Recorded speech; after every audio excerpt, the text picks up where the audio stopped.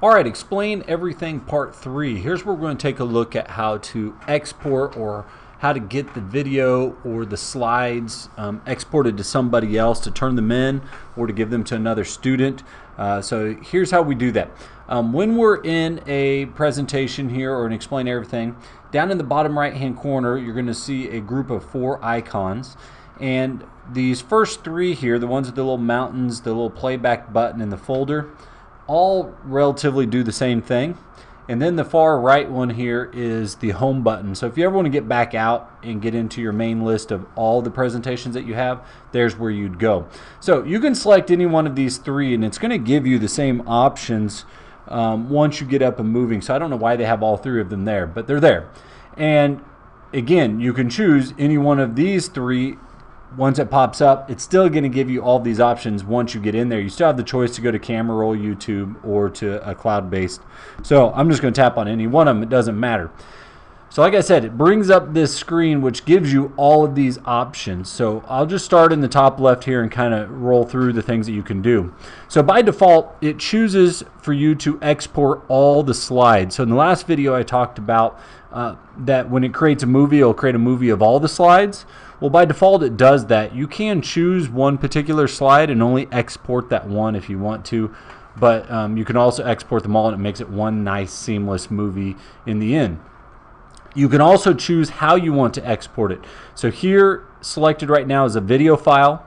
You can export as a PDF, which would just be basically pictures of it in a PDF format. You can actually export them as images, or you can export it as a project. What a project is it's an explain everything format, which means if you open it up on another iPad, you can edit it within explain everything. So if you want kids to do something collaborative, they would need to export it as a project so they can continue to add to it or take things away from it. So those are your options of formats. Most of the time, the purpose of this is usually to do it as a video so you can see what the kids are thinking. All right, so you would choose what format you want, and then down in the bottom are the different places you can put it. The only 2 places we really ever want to put it is in photos, which means it would go on your actual iPad. And once it's on your iPad in photos, you can use it in other programs. So keep that in mind. None of these others we really need to concern ourselves with except for Google Drive. And again, this is where our workflow will be going through most of the time. And so if you want kids to turn one in, they can turn it right into your turn-in folder, like we've discussed in the past. So once they click on this, the first time they'll have to log in and give permission to access their Google Drive account. Once they do that, they're going to be able to see all of the folders that they have access to. So if you have a folder created for them that where they turn in their homework, they would find that folder and they would drop it into the turn-in folder. So let's find one here real quick. So for the sake of this training, I'll just go into the iPad training 2013, and I'm just going to drop it in this general folder because right now it doesn't make a whole lot of difference. It's just for the demonstration purpose.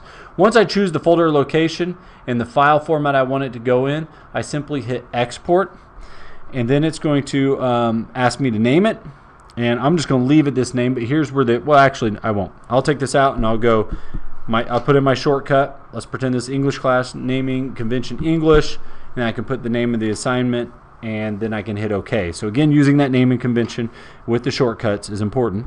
I go ahead and hit OK, and it's going to go ahead and compress this video and then post it onto that particular folder. This compressing does take a little bit of time, and you can't exit the program while you're doing it. I say it takes a little bit of time. For a 5-minute video, it might take a minute or 2. It's really not that bad, but just be aware that if you're having kids do it in class, it does lock them out of the program. They do have to wait on it. They can do this from home or any other place as well. But if you do it in class, it does take a little bit of time. So this is how we export a video. Once it's out there, then it's in that Google Drive folder and you're good to go. All right.